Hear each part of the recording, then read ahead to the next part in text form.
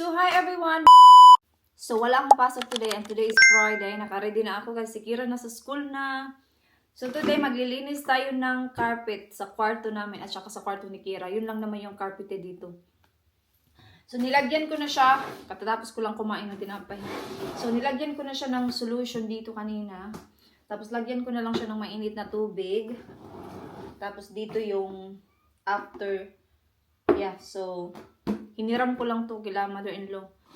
Diba? Kaya hindi naman ako every week naglilinis or diba, mahal din kasi pag bumili ng mga ganito. Maybe in the future pag feeling ko kailangan talaga namin siya.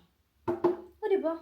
So mamaya na yan kailangan kong kunin yung aking in-order na jasmine rice doon sa dito lang naman. Hindi ko siya pinadeliver from Amazon ayaw kong magbayad ng $4.99 delivery. So, sayang naman na yung $4.99. Tapos, dyan lang naman siya kung kailangan kong i-pick up. So, yeah. So, pupunta tayo doon maya-maya. Tapos, pagka uwi ko, kailangan kong maglinis. Yeah, yun yung ganap natin today. And, next week na ako magpalit ng beddings. So, one step at a time lang tayo, no? Kasi, malinis naman dito. Gusto ko lang talagang mag-deep clean. Ready na siya for spring and summer, you know? Yeah, come on, let's go. And siguro gusto ko ding pumunta sa Sainsbury's chinek ko yung fridge namin tsaka yung pantry namin kanina. Konti na lang yung laman. And weekend naman na tomorrow, so might as well while day off tayo. Okay, i-continue ko munang i-charge yung camera. Kunin na natin yung rice wala na tayong rice. Pero binigyan ako ni mother-in-law kahapon ng 5 kilos ng rice. Kasi pumunta na siya sa Lidl 2 days ago. Tapos tumawag siya kay Dave na may nakita siyang jasmine rice. So binila niya ako. Binigay ni father-in-law kahapon. Tapos nag-order ako ng 10 kilos. So marami akong rice. So kailangan natin mag-lipstick no kay ang pale naman ng ating mukha. Mamaya na yan. So yeah, come on, let's go. So, dyan ako mag-post sa cost cutter. Tapos dito sa other side ko kukunin yung aking rice is life. Tara, let's go.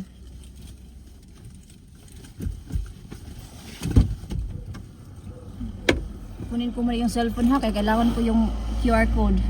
Nasa likod na. Bugat. Tara, punta tayo sa Sainsbury's. I don't think pupunta ako sa Sainsbury's or Morrisons na lang, no? Kunti lang naman yung grocery shopping ko. Uwi na lang tayo eh. Sa Morrison na lang yan mamaya. Tara, let's go home. Hangin.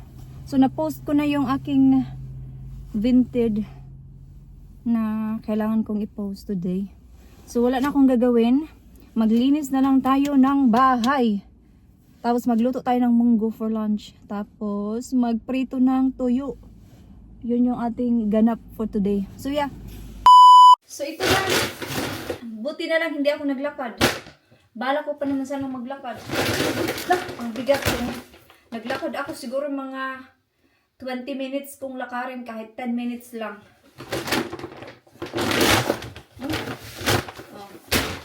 Plus meron ako ditong 5 kilos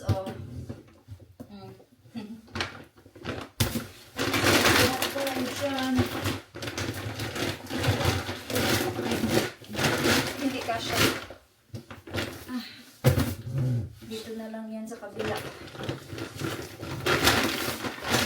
Grabe. Pwede na itong mag-exercise.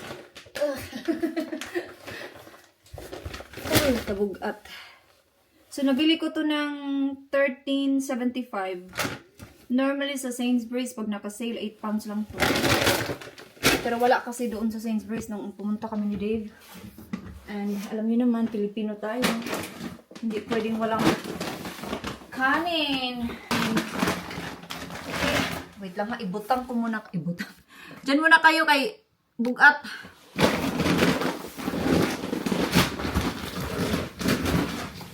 Okay. So while maglinis ako, pakuluan ko na lang tong munggo. Para sabay-sabay na. Diba? Multitasking.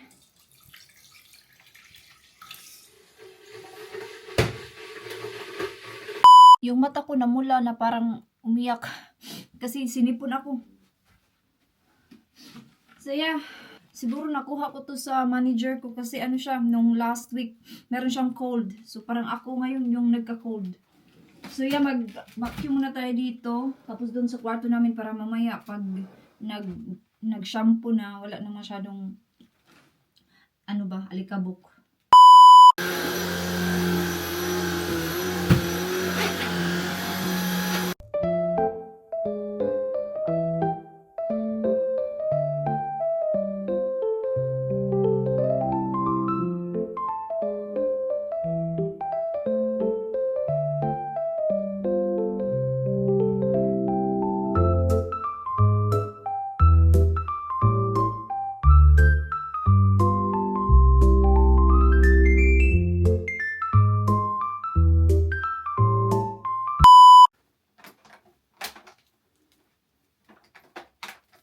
Sana last week ako naglinis kay maganda yung panahon. Ngayon kasi medyo gloomy. Pero madali lang naman yan matuyo basta may dehumidifier.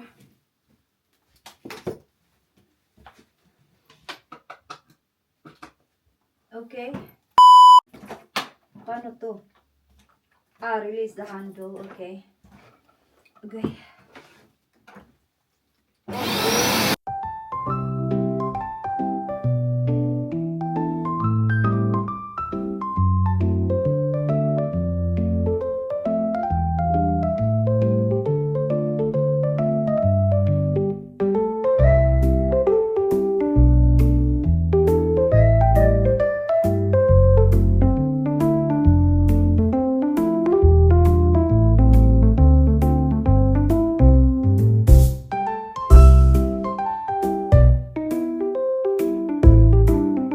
I-dry natin siya.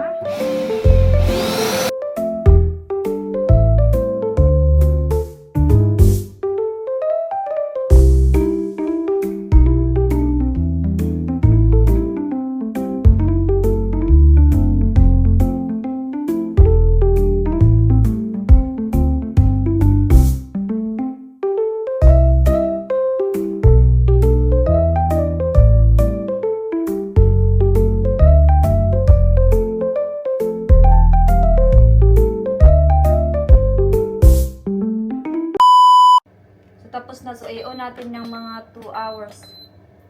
Okay. Ang ingay. Not perfect, pero it's good na nagawa ko siya today. That's the main thing. Dito din sa kwarto ni Kira, ang ganda na. Pakita ko sa inyo yung tubig kung gaano siya ka dumi.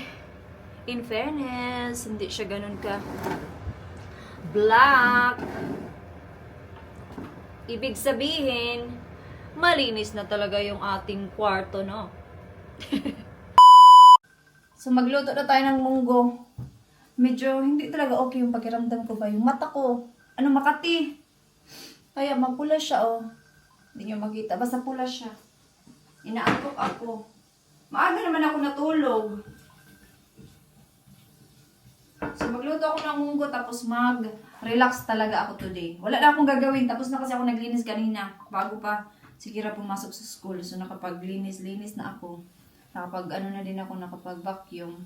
So, magluto lang ako ng aking kakainin for today. Tapos, mag-relax na, magtimpla ng kape.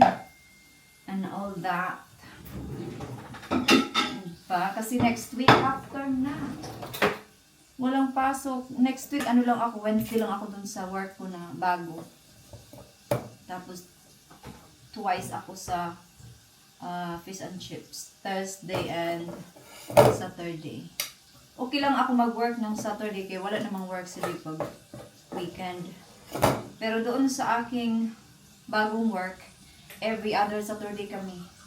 Nag-usap na talaga kami last week na ganun yung schedule namin. Kasi hindi naman fair na ako lang always, di ba, nag-work. Tapos yung isa, pwede naman siyang mag-work ng Saturday. So, okay na siya. So, every other Saturdays kami mag-work. Yan yung aming schedule after Easter. Kasi naka-holiday ako doon eh. next week. Once lang ako papasok.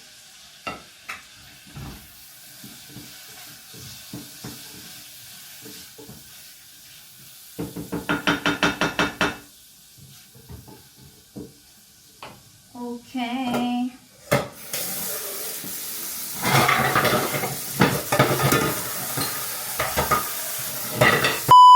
10:30 pa lang. Pero lunch at dinner ko na to. Diba? Ito yung tira kong rice kahapon. Ito yung ating kakainin. Initin lang natin yan. Tawag ako sa amo. Magluto, tapos tawag tayo sa Pinos.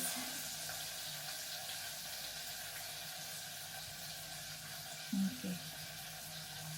Saglit lang.